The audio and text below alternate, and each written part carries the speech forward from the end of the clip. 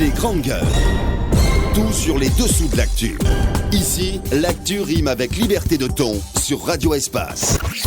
Et notre grande gueule du jour, vous le voyez à l'écran, mesdames et messieurs, Dr Faya Milimono, président du BL.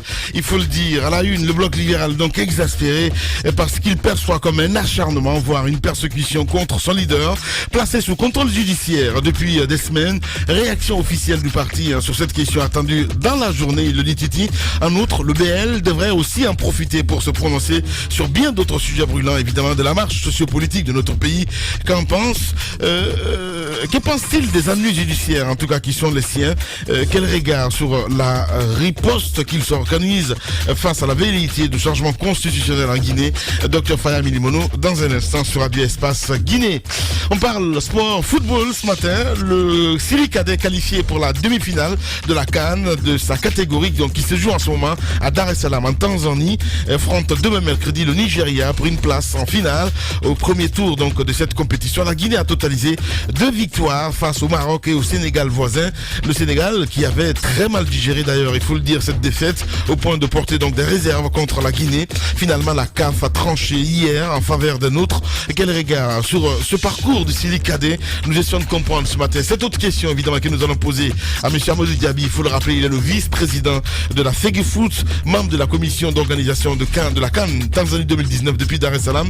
Que faut-il penser des réserves portées donc contre le Sénégal, voilà, contre la Guinée? On essaie de comprendre ce matin avec monsieur Amadou Diaby que nous allons appeler un peu plus tard dans cette émission. On va y aller avec des réactions des auditeurs, toujours sur notre plateforme avec Moria Kaba du côté de l'UFR qui réagit. Bonjour les grandes gueules.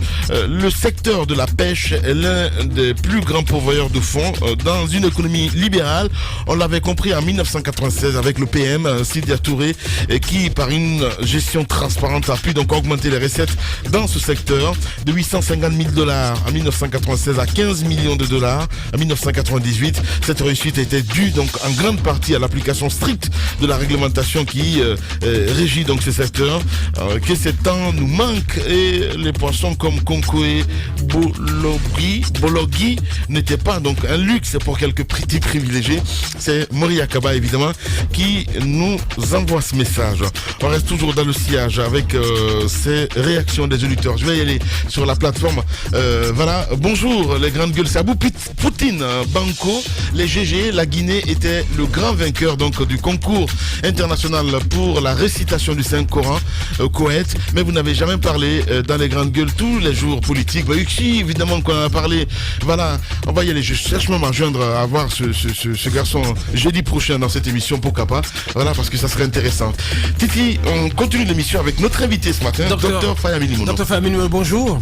Oui, bonjour. Merci d'avoir accepté notre invitation. On était d'ailleurs surpris de savoir que vous acceptiez de venir à notre émission, à ce studio, parce que beaucoup s'imaginaient que non seulement vous étiez placé sous contrôle judiciaire, donc vos libertés de déplacement restreintes, mais aussi que vos libertés donc votre liberté de parole ou d'expression aussi aurait été peut-être embrigadée pour un temps.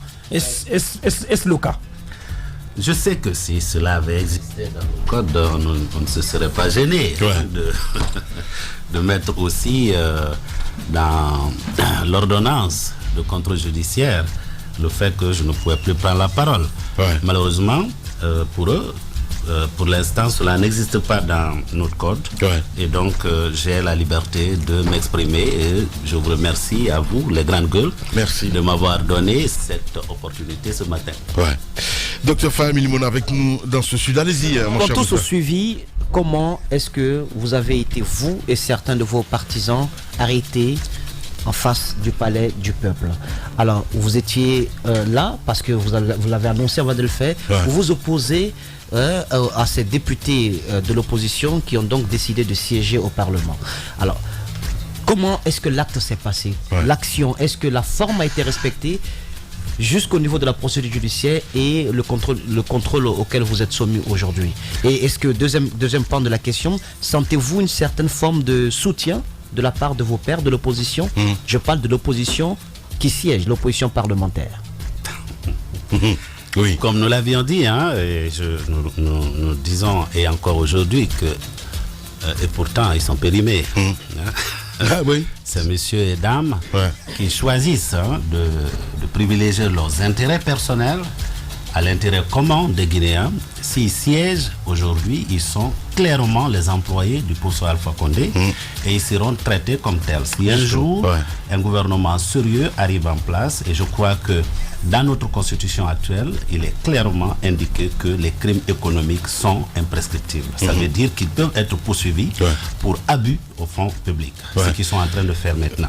Nous avons été, comme nous avions prévu, qu'on enverrait un message clair à ces députés, pas seulement de l'opposition, aussi de la mouvance. Ils n'ont plus le droit de parler à notre nom, ou de prendre des décisions, ou de voter des lois qui ne s'appliquent même pas à notre nom. Ils ont voté des lois qui nous ont foutus dans une procédure électorale qui n'en finit plus. Je crois que jusqu'en 2025, on sera en train d'installer les conseils communaux, les conseils de quartier ou les conseils régionaux. Alors, on est allé, on a trouvé un dispositif, mais alors impressionnant, de sécurité ce jour. On est allé, j'ai garé d'ailleurs ma voiture à l'intérieur de la cour de Riviera Royal, et on était juste devant le mur, n'est-ce pas, de Riviera Royal. Alors, parmi nous, il y avait des personnes handicapées, comme d'ailleurs la justice l'a constaté elle-même. Il y a des gens qui ont des handicaps physiques très prononcés qui étaient parmi nous. Et donc, à un moment donné, on s'est concerté, on a dit, essayons de nous adresser, n'est-ce pas, aux médias, étant donné que nous sommes venus pour apporter un message, exprimons-nous et rentrons. Alors, il a suffi qu'on mette notre banderole, qu'on déploie notre banderole sur laquelle c'était écrit « Si vous glissez, il va glisser et la Guinée va tomber ». Justement. Alors, dès que cela a été vu, et on a vu les caméras devant nous qui nous interrogeaient, on a vu les gaz lacrymogènes pleuvoir sur nous. Et on est venu, on voulait utiliser la violence. J'ai dit non. Il ne faut pas utiliser la violence. Vous voyez bien qu'il y a des femmes parmi nous. Vous voyez bien qu'il y a, n'est-ce pas, des personnes handicapées parmi nous. Alors, si vous voulez nous arrêter, on ne s'y oppose pas. On ne résiste pas à l'arrestation. Nous sommes prêts à vous suivre là où vous voulez. Alors, c'est comme ça que ça s'est passé. Et quand on est Docteur Fayamilino, on va essayer de toucher la plaie ce matin. Parce que bien avant cela, vous avez prévenu. Moi, je n'idéalise pas un homme politique. Non. Mais vous êtes en phase quelque part. Parce qu'il y a une conviction qui est là. Vous avez dénoncé plusieurs fois avec vos pairs de l'opposition à dire il ne faudrait pas du tout siéger à l'Assemblée nationale. Aujourd'hui, l'histoire vous donne raison à la fin du compte. Est-ce que cette opposition aujourd'hui n'est pas hypocrite? Il faut dire les choses telles qu'elles sont, c'est important. Parce que à se dire, ok, on est contre la modification de la Constitution, on sait que du côté de l'Assemblée nationale, comme vous le dites, c'est périmé aujourd'hui. Finalement, est-ce qu'il n'y a pas un jeu de dupe dans ce qui se passe aujourd'hui? Clair. En fait, nous l'avons toujours dit. Le peuple de Guinée doit comprendre qui est de son côté et à qui il faut désormais faire confiance dans notre pays. Parce qu'il ne suffit pas de voir un monsieur ou une dame prendre la place d'Alpha Condé. Quels sont les non-dits, docteur Fayamilino? Non, nous disons clairement les choses. Tous les partis qui siègent aujourd'hui à l'Assemblée, qu'ils soient de la mouvance ou de l'opposition, c'est des gens qui sont en train de jouer. Vous avez parlé avec l'UFR, l'UFDG, entre autres. Qu'est-ce qu'ils vous ont dit, nous avons parlé avec tout le monde. Ce que nous ont dit, c'est que si on n'est pas à l'Assemblée, ils vont amener un projet de constitution. J'ai dit, le combat contre un troisième mandat, ça ne se fera pas à l'hémicycle. Ça se fera dans la rue. Vous comprenez? C'est le peuple de Guinée qui va dire au professeur Alpha Condé, ça suffit. Parce que là-bas, nous savons qu'est-ce que notre constitution actuelle prévoit. L'article 51 de notre constitution prévoit que le président de la République peut s'adresser simplement au président de l'Assemblée pour soumettre, n'est-ce pas, un projet au référendum. Et s'il choisit de s'adresser à l'ensemble de l'Assemblée, il n'a besoin qu'une majorité simple. Et cette majorité simple, le RPG l'a déjà. Alors donc, il n'y avait aucun intérêt à y aller, mais on est allé parce que dans notre pays, et malheureusement, il faut le dire, les gens ne se posent jamais la question de savoir, de l'acte que je pose aujourd'hui, qu'est-ce que mon pays gagne? Mais qu'est-ce que je gagne? Justement.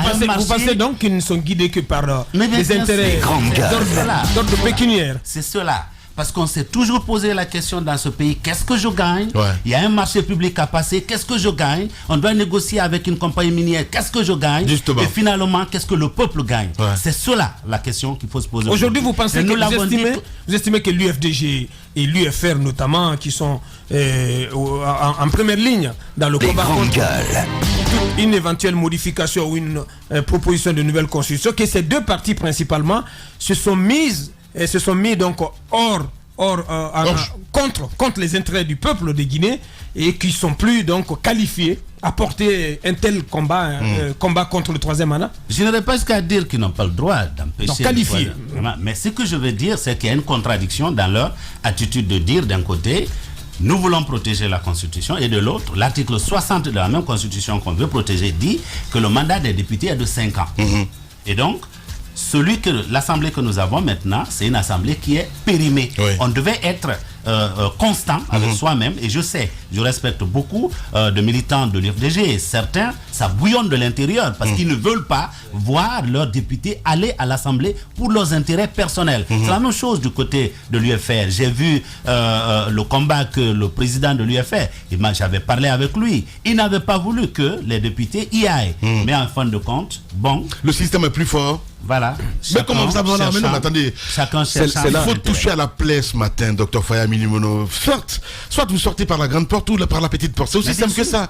Dites-nous les non-dits dans cette affaire. C'est important. Les grandes gueules. Les non-dits, il n'y a pas de non-dits dans ça. Nous sommes clairs. Si, il y a des non-dits, Dr Faya Milimono. Nous sommes clairs. C'est qu'il y a des deals qui se font sur le dos du peuple de Guinée. Justement. Est-ce qu'on n'est pas en train de faire un autre deal? Parce que regardez très bien la situation dans laquelle nous sommes aujourd'hui. L'audit vient de nous être présenté. On nous dit que le fichier électoral, il est corrompu. Il y a au moins 1,5 million et quelques qui n'ont pas de données biométriques, que des données alphanumériques. Il y a des doublons que l'audit a reconnus. Il y a des gens peut-être qui sont décédés. Et on nous dit qu'il faut, pour confirmer ou infirmer l'existence de quelqu'un dans le fichier, que tout le monde revienne devant les cartes. Ça, c'est un processus qui va durer des mois. Alors, aujourd'hui, la CENI n'arrive même pas à trouver quelques petits millions pour aller faire un séminaire à Kiria. On va parler de ce fichier à un certain moment. Mais sur le combat que vous menez, particulièrement, j'ai bien aimé la formule si vous glissez, il va glisser, la Guinée va tomber. C'était assez bien imaginé.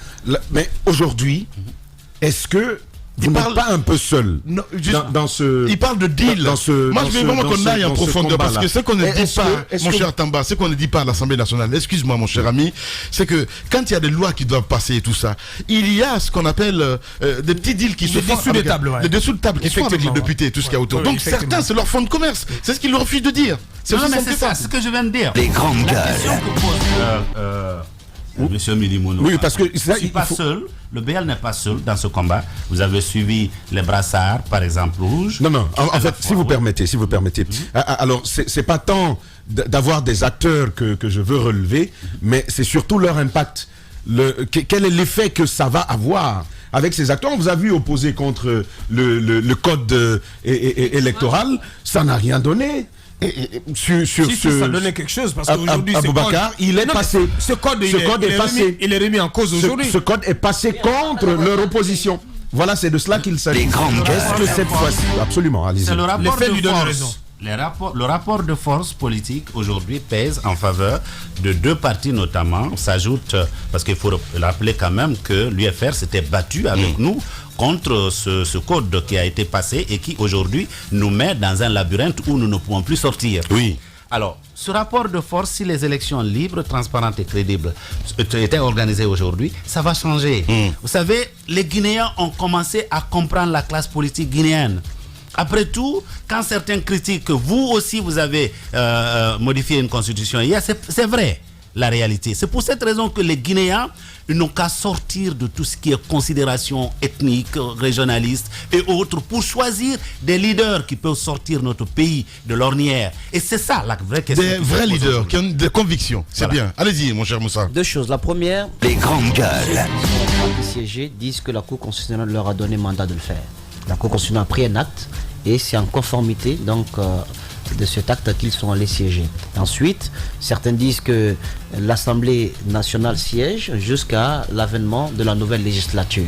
Ça, c'est la première question. Qu'est-ce que vous pensez de ces arguments développés? Ensuite, vous faites partie du FNDC, du Front National de défense pour la défense de la Constitution. Vous y êtes avec l'UFR qui a ses députés au Parlement. Il en faisait partie. J'ai l'impression qu'il ne peut plus. Il n'a plus sa place. Il n'y a pas un acte officiel qui explique son départ. Je sais. Il y a l'UFR qui est membre du Front. Il y a aussi les grandes gueules. Il y a aussi l'UFDG qui est membre du Front. Alors un Front qui se bat aujourd'hui pour que la Constitution actuelle soit respectée. Est-ce qu'on peut s'attendre à votre sortie de ce front dans les jours à venir, étant donné que vous comprenez que de l'autre côté on joue un double jeu, qu'on n'est pas assez logique dans le combat mené? D'abord, quelle appréciation je fais de l'acte, de l'avis de la Cour constitutionnelle? Je crois que la Cour constitutionnelle, dans son avis, a mentionné certaines choses sur lesquelles il faut revenir. La Cour a rappelé le principe constitutionnel de régularité des élections. La Cour a mentionné que, contrairement à ce que la CENI a dit, l'article 30 de la loi portant Cour constitutionnelle ne pouvait pas s'appliquer dans la mesure où ce qui a été évoqué par la CENI n'était pas dans la catégorie des circonstances particulièrement graves, par exemple une guerre civile, par exemple une calamité naturelle, etc., etc. La Cour, je dirais simplement, a manqué de courage d'invoquer l'article, je crois 99 ou 199, l'article en fait qui met en cause le président en cas de parjure. Il devait évoquer cela, parce que dire simplement que parce que le président est chargé de la régularité, de la continuité des institutions n'était pas suffisant pour dire vous pouvez prolonger, parce qu'aucune raison ne justifie cette prolongation du mandat des députés. Donc, si vous voulez savoir mon point de vue, à ce niveau-là, je crois même certains constitutionnalistes ont grincé des dents quand ils ont vu cet avis qui a manqué de courage. Et c'est là qu'on s'est rappelé que ce qui s'est passé à la Cour constitutionnelle lorsque Kelefa a été mis de côté, même s'il continue à y siéger, ça avait un sens, parce qu'aujourd'hui, ça sera comme une lettre à la poste, ce que le professeur Alpha Condé va demander à cette Cour, et c'est ce que cette Cour va donner. Mais ça va clairement à l'encontre de ce que nos lois ont prévu. Voilà, docteur Faya Milimono, notre invité ce matin, allez-y. Maintenant, au niveau du front, c'est pas encore au rendez-vous la question de partir, parce que ce que fait le bloc libéral maintenant, c'est de voir tous les autres acteurs qui pensent la même chose, parce que je n'ai pas encore vu le CNOX par exemple. Il y a une adhésion quand même, docteur Faya Milimono. Ne nous faites pas de la politique ce matin. Non. Vous restez ou vous partez, c'est aussi simple que ça. Non. Ce n'est pas encore au rendez-vous. Ce qui est clair, c'est que la raison pour laquelle on a mis le front en place, c'est empêcher le troisième mandat. Oui. Cela ne nous empêche pas de... Vous ne serez pas cohérent, docteur Faya Milimono. Nous sommes cohérents. En toute honnêteté, Lamine, si vous permettez, j'ai mon point de vue là-dessus. Je pense qu'à un moment donné, et c'est important pour Dr Faya Milimono, pour sa carrière politique. Beaucoup de Guinéens lui font confiance. Et moi, j'ai pu observer, comme tous les amis ici dans ce studio, qu'il a du mal à trouver une attache politique en termes d'organisation des structures politiques organisées. Je ne parle pas de son parti politique, bien entendu. Et il a plusieurs fois eu fait des va-et-vient avec l'opposition républicaine. Tantôt il est avec eux, il est d'accord avec eux sur des sujets particuliers. Tantôt il n'est pas d'accord. Il y a forcément le cas de ce code électoral amendé. On a vu Dr Faya Milimono et l'UFR être en première ligne contre ce code, ce qui lui a valu d'ailleurs pratiquement des critiques qui ont plu sur lui venant de l'UFDG notamment. Les grandes gueules. Sur le cas de la prorogation de l'Assemblée du mandat des députés, Dr Faya Milimono est cohérent, est très cohérent sur cette question. Et d'ailleurs, il y a cette déclaration qui est venue de la GCI hier, de Fode Mohamed Souma, qui est très cohérent aussi, qui dit il faut que l'opposition se retire de toutes les institutions, de la CENI et de l'Assemblée nationale. C'est important, il faut être cohérent. Aujourd'hui, j'estime que vous n'êtes plus en phase avec l'UFR et l'UFDG au sein du front. Parce que vous ne pouvez pas être là à dire que l'opposition ne peut pas continuer à siéger à l'Assemblée nationale.